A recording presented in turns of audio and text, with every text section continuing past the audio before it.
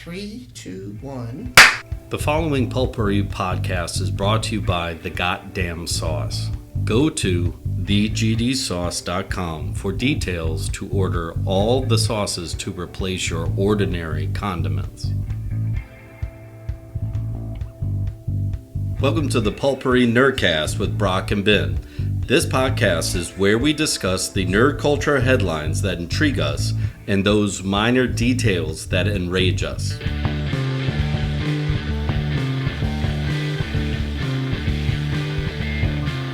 Okay, so we're going to switch this up right now. And Old school. I recently discovered that my oldest son had never seen... You ready? Flash. Gordon. Had never seen that. And then I was talking. That's like the greatest B movie ever. Queen did all of the music. I know. Like, not just the songs. The whole soundtrack. The whole soundtrack is Queen. Yeah. Max von Sydow is in it. 1980 masterpiece. Masterpiece. It is. So, there was, put it this way, a James Bond was in that movie. Timothy Dalton. No. Correct. Oh, that's right. Correct. Yes. I would have figured that would have been right up Roger Moore's territory too, though. Yeah, but he kind of nailed it because he was the swamp pirate.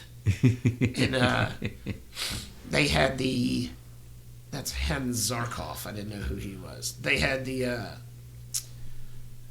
flying eagle things with girdles on. Yeah. Man, this movie was so fucking good. It was Dune before Dune. It was like Ming the Merciless wanted to toy with the Earth. So he shot down asteroids and then they get kidnapped into a rocket ship and happen to land on...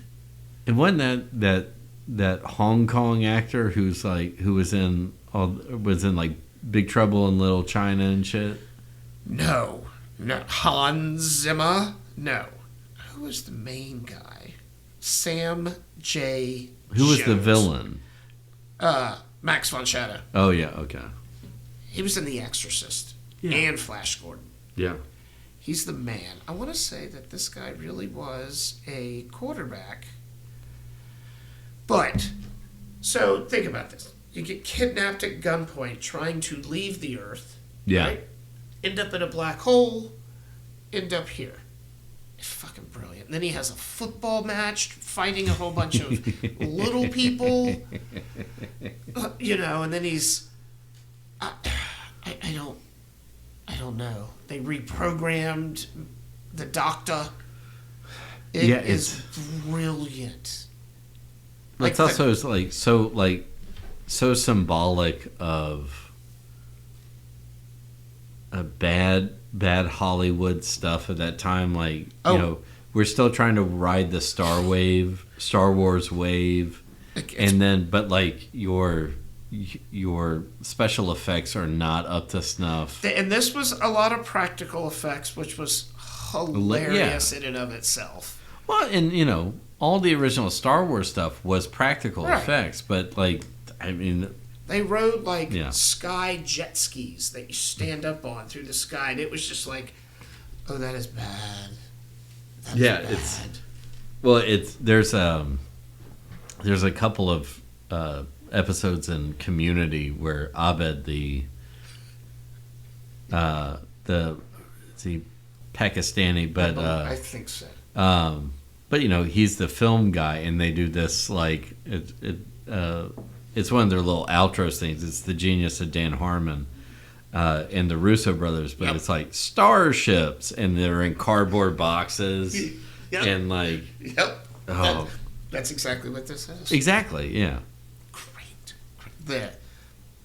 The daughter who seduces.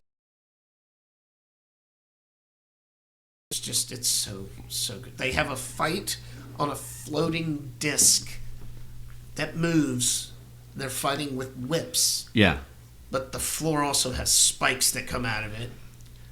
But here, like, the Baron is here's controlling. the other with crazy thing about that is that you had better special effects on the original Battlestar Galactica than you did in a major Hollywood production of Flash Gordon. Correct.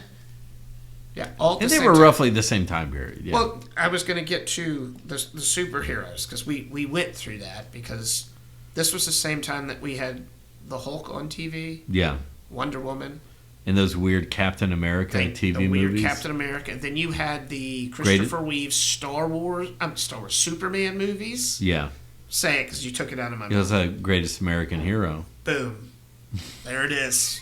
That and so like we've done. And that guy had the greatest Jerry curl of all time. He was such. Oh man. Yeah, what was the theme song to that? Like, look at me now. No, don't, because I'll be singing it the rest of the show. So what I'm trying to say is, everybody should watch that movie. Yeah, no, it's. And I revisit it every few years.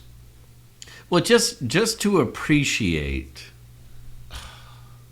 sci-fi and superhero movies now, like. And that was based. Flash Gordon is a comic. Yeah, and not to get like all old man on it, but like that's the kind of shit we grew up with. Where I mean, it was there like pew pew right. pew pew, and now yeah. That's what we grew up with. So when I see Endgame, I'm going, like mind blown. Right, and now that we saw 80s Flash Gordon and the Hulk, Lou Ferrigno, and then to Iron Man, to... But, I mean, I think that's a fair point because, all these people who were, like, burned out on MCU or whatever, right.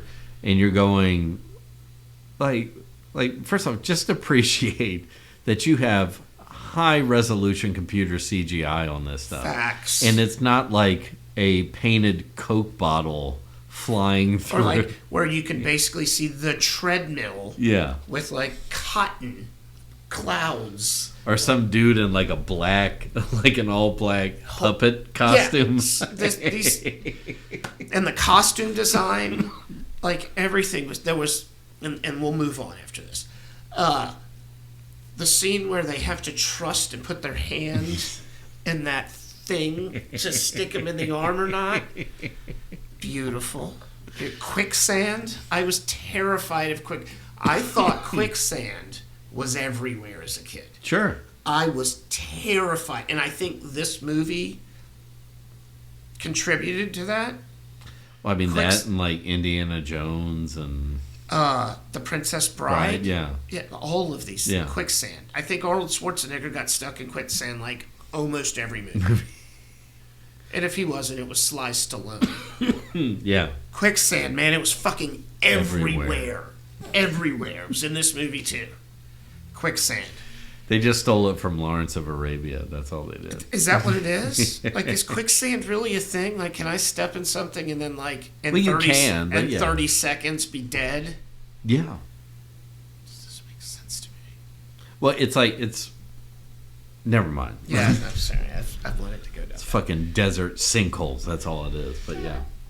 Okay, well, I'm not in the desert too terribly much, so I'm good. Or on, like, foreign planets. And we're not traipsing through the Amazonian jungle. So, yeah. Thank God. Yeah. There are things there that I don't want to know about. Yeah, the costumes in this thing. Oh, yeah. Fuck, man. Yeah, it's like you gotta go back to the old stuff to really appreciate. Like we're doing OG Clash of the Titans is next. Oh, yeah. Because the oldest hasn't seen that one yet either. Oh, man. And I think the wife's only seen parts and bits on, like, TBS. Or something with stop motion in it. Like, that's... Like, remember, pre-Jurassic Park, those were dinosaur movies that we got where it was, like, a clear claymation fucking thing. Yeah. And so that's why, like, Jurassic Park blew everybody's mind, because a fucking Brachiosaurus looked like a motherfucking Brachiosaurus. Correct. Kroll, where, like, the Cyclops, like, his face was put together by clay, it looked like, and the thing that he threw. Oh, even though Frank Langella gave a great performance, like Skeletor and Masters of the Universe, like, just did not, like... Terrible. No. Yeah. Terrible. But they were still good movies. I mean, come Yeah. on now. At the time, He-Man was on my TV. I was like, are you fucking kidding me? Yep, no, But then they brought yeah. him to, like, present time. It's fucking stupid. But I was gonna say, like in one of my classes, because we're in like pre-exam mode, and I already got through everything with them because they're really good. But we're watching Grapes of Wrath instead of making them read the book. Like we're just gonna, because the movie's really good. It is. But it's that thing of like they're going, like they're watching it and they're like, oh, like, well, that's clearly a backdrop. Like, yeah, you have to understand what old movie, like back then that was revolutionary. Now They were in a warehouse. yeah, it looks with something behind them, and then they just built. It's some clearly dirt. a studio, Right? but even though they're like filming in California, but they're doing a backdrop of California, but you got like you have to go back and like every now and then you find that jewel that is not directed by Stanley Kubrick that you're like, holy shit, that's a great fucking, and even if it's in black and white, it's seamless in like today. Absolutely.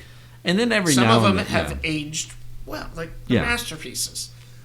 I find these like without that we don't have Iron Man. Exactly. Yeah. You got to shit the bed a few times. No, you got to see the sausage being made. Right. Yeah. Yes. And in sci-fi and fantasy, it is not fucking pretty at all. No, I mean I watched Battlestar Galactica like OG. That was still pretty good. Religious. Though. I just for the time and TV, like the ships that got shot out of the mothership. Oh man, I got off on that shit. It was so fucking good. Okay, real quick. We need to get you on the new one, by the way.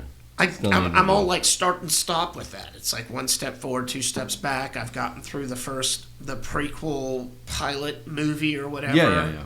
several times. I just need to fucking get off the pod.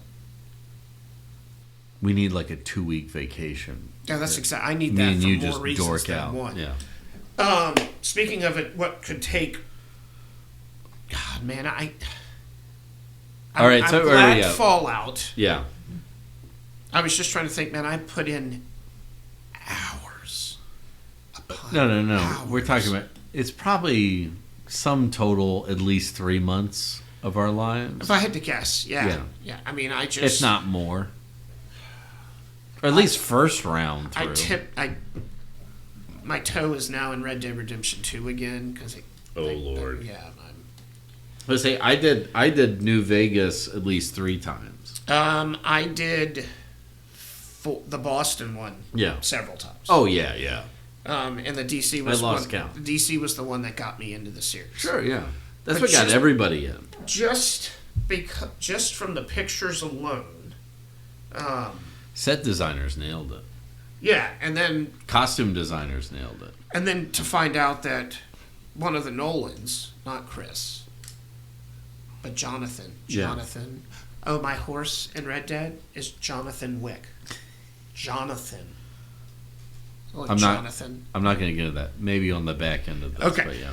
But, yeah, I can't. I want to know who the main protagonist is. It's just going to be like some generic person wakes up in one of the vaults. At least looking at the cast list, there's like 2 big names. There's Walter Goggins and there's Kyle MacLachlan. Other than that, like everybody's a journeyman actor. An NPC. Yeah, so in this case, I would think, whoever's going to be the lone survivor is going to be an up-and-coming lad or lady.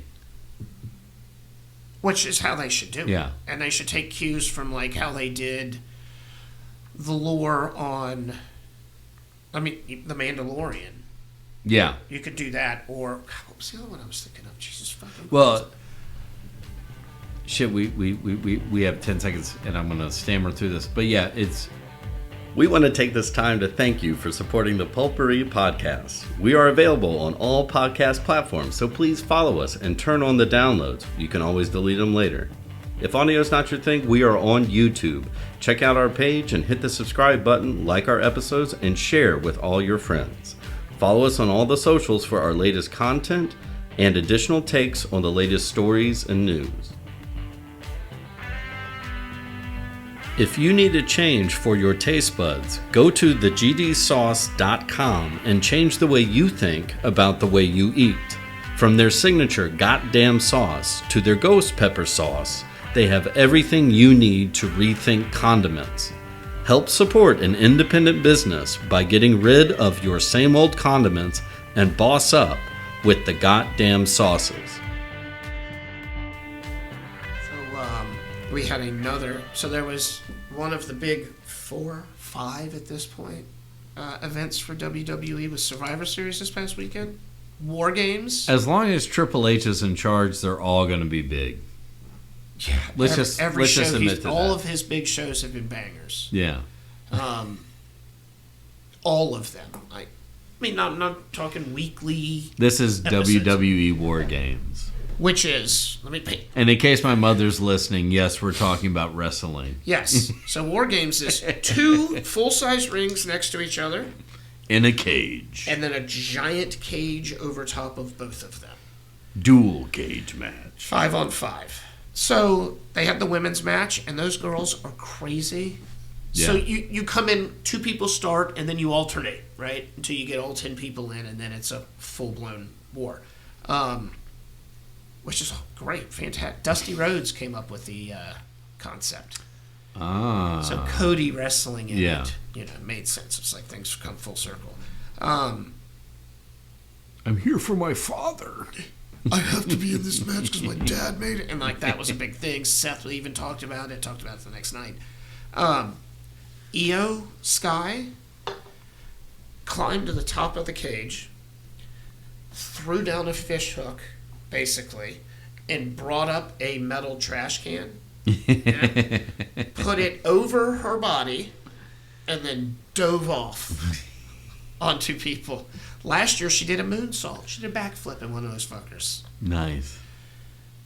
And she's awesome. She's adorable, too. She really is. But, good on the girl. They beat the piss out of each other with chairs and kendo sticks. There was a picture of one of the girls who had I like it how it's evolved. Before, in the early days, it was just girls in bikinis. Yeah, it was like a and now they're actually really a bra and panties match. Yeah. That was Vince. Wild the shit that he could get away with back then. Wild. Here's 2 chicks in thong bikinis wrestling in pudding. But now they're actually wrestling. So one of the girls had this gnarly mark across her face because she got kicked in the face. It was impressive. It's fun when the choreography does not plan out. And, some of it is clearly people are kind of standing around waiting for moves. Yeah. But it's not like a... But to get your forehead split open, that's not really planned. Exactly. No, that's just... Unless you can see the razor blade somewhere. Yeah, no, this was... She got but hit nobody by a would do that. No, she got kicked so hard that it left an imprint in her face. Yeah. And I can only imagine what it felt like inside that trash can. Jumping off of this, I don't know, 16, 18, 20 foot Who was cage. it, Mankind did that, 20-foot drop? Oh, yeah, but he was on top of Hell in the Cell. Yeah, And he just did a front flip from 30 feet and 20-something feet up through a table. Yeah. I can remember exactly where I was. I was laying on the couch facing the TV, and when it happened... I didn't watch it, and I know about it. Live, and I fell off the couch. It's like the moon landing of wrestling. I thought he died. Everybody did. Only because Jim Ross said they've killed him. Which they've killed him, everybody. They've killed him. They've pushed Mick to do so much shit that he did a front flip off of a giant cage, unprotected, through a table. Yeah, he ruptured his spleen. Yeah. Tooth went through his sinuses up out of his nose. Didn't he break half his vertebrae? I don't know, but he finished the match. Because he's a gangster. So the women did their thing perfect. Miz and Gunther wrestled. Gunther's the giant Austrian. Oh, yeah, I know. Chops everybody to death. They put on a pretty good match. Who won? Gunther. He's the longest reigning Intercontinental Champion in history. legit. The Miz is such a piece of poo. Okay, here I'll give my really quick opinion on the Miz. He's earned everything. Sure, yeah, and he's really fucking good at what he does. He's like Logan Paul. Right. He's really good at being a douche. And he's been doing it for 20 years at this point. So not many people last that long. You are killing it. You're living your best life. You know how to wrestle. Yeah. You know the psychology. You can tell a fucking story. I don't care if you're a douchebag or not. We had a Lucha Libre match. Yeah. We had Dragon Lee against... Was it one of the Mysterios? Santos Escobar. No, but they were wrestling like in the Mysterio's stead because he was hurt. Yeah. Good flippy luchador, your typical luchador match. Yeah. Super fast, super high flying. Fun. Yeah. Exactly. Fun. And then who wrestled? Rhea Ripley destroyed somebody because that's what she does. Yeah, she murdered somebody. Yeah. And laughed about it. But she's big. She's not, and it's the Australian accent that gets me. I'm just like, oh my god, you were terrifying. Yeah. I mean, that with the goth emo. Right, and she's fucking 6 whatever, and her fucking shoulders are as big as this TV. Yeah. But the men's match. So Randy Orton was supposed to come back, but he wasn't there, and nobody knew what was happening. But he showed up. Those guys beat the piss out of each other, too. Was it Drew McIntyre? Yeah. Well, yeah, he was one of the headliners in that one. The good guys threw one of the bad guys off the top of the cage head first, and Randy Orton RKO'd him in the middle of the ring, and people got powerbombed through tables, chairs. It was Was Seth Rollins in that, or yeah? Come on, of course he was. Yeah, so it was Judgment Day and Drew McIntyre. That's what. Yeah. Which is always wonderful when you get to see Dominic Mysterio wrestle. Fucking love that guy. And then the good guys were like the hodgepodge of faces: Cody Rhodes, Jey Uso, Sami Zayn, Seth Rollins, and then Randy Orton, but he didn't come. Yeah. Or he did show up at the end there.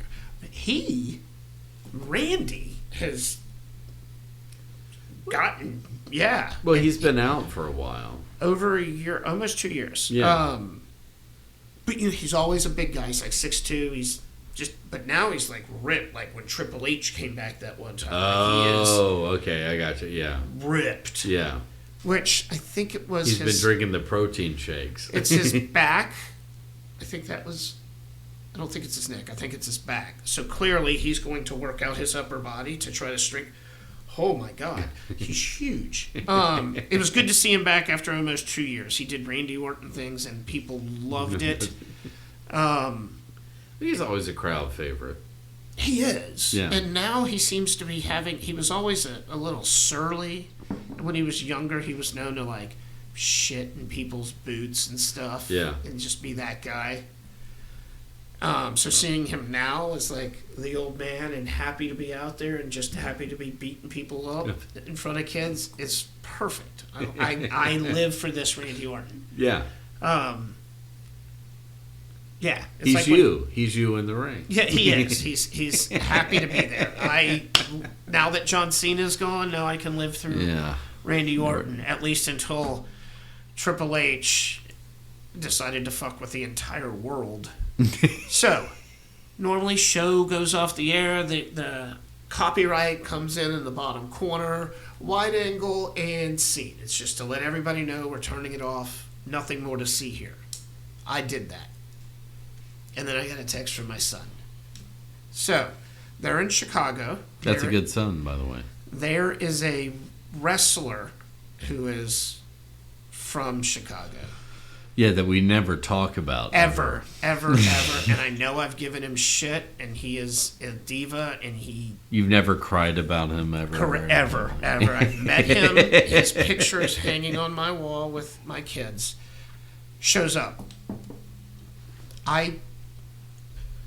Okay. So, it's been 10 years, I think, and when he left the WWE... Based on your timeline, yeah. left the WWE. He fucking nuked WWE. Sued him, went on every single podcast. Anybody who would give him a microphone, he would shit on anything and everything WWE. But this was back in it was like 10 years ago. Vince McMahon complete control. Vince McMahon's control. Exactly. So this is like the genius of Triple H right now. So when it's happened before, like Bret Hart was never coming back. Yeah. He got in a fist fight with Vince, but he came back. Ultimate Warrior, same thing. He came back. Bruno Sammartino, he came back. Like all of these people who swore it off. It's just time heals all wounds. But also, has this been under Triple H's storylines? So no, when he got fired from AEW, it was just all like, oh, he's going to show up. There's no way he's showing up. No. But apparently, if reporting is we talked about that. Right.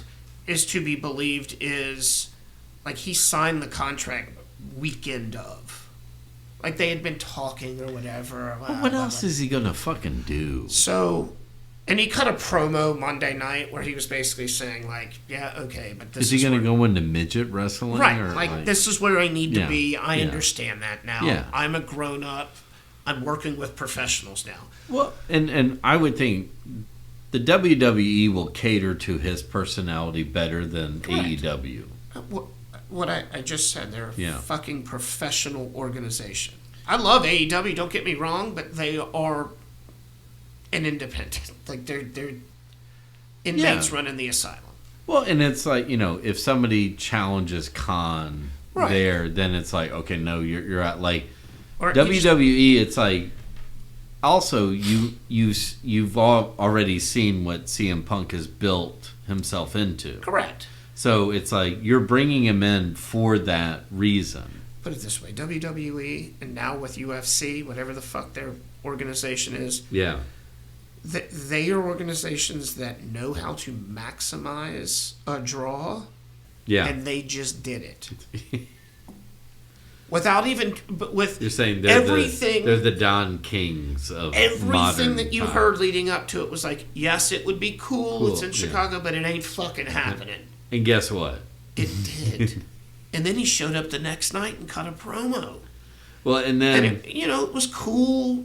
And then within like 5 minutes, Seth Rollins is already out there talking shit. So they starting the next title bout. and they worked all that into it, like, brilliantly. So Drew McIntyre storms out, apparently slams his dressing room door and leaves.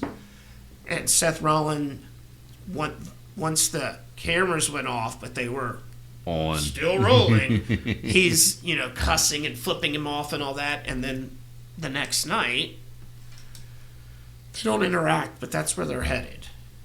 So I had a student of mine that I didn't know, maybe, you don't expect it where I teach, but she was like, did you hear CM Punk's coming back? Like, I did. And she's like, oh, I can't wait for it. And I'm like, why? And she's like, oh, it's, he's so charismatic. He's this. I'm like, more than Seth freaking Rollins? And she was like, I hate that dude. Like, hold on. You need to pump the bass there, young lady. Like, we're clearly not pros in this game, but, like, yeah. Wait. Take a step back. Have you seen his outfits? Can you imagine? I can't wait till, I don't know if it'll happen at Royal Rumble, maybe WrestleMania, when those two wrestle. Oh, man. Because they've been, and I know they're just building a program, but over the past year, they've been... That's like 1,000% crowd interaction. On facts. Yeah. Fact. And they've been jabbing on Twitter here and there and calling each other out, knowing that one day we're going to make a shit ton of money. Triple H is a genius. He is. Thank God. Thank God. Because now I get to watch all the things. The following Pulpery podcast is brought to you by The Goddamn Sauce. Go to thegdsauce.com for details to order all the sauces to replace your ordinary condiments. Pulpery is a privately produced podcast by Brock Ryder and Ben Grimmy. On social media and photography by Beck Ryder. Original music by the Heisenberg Compensators.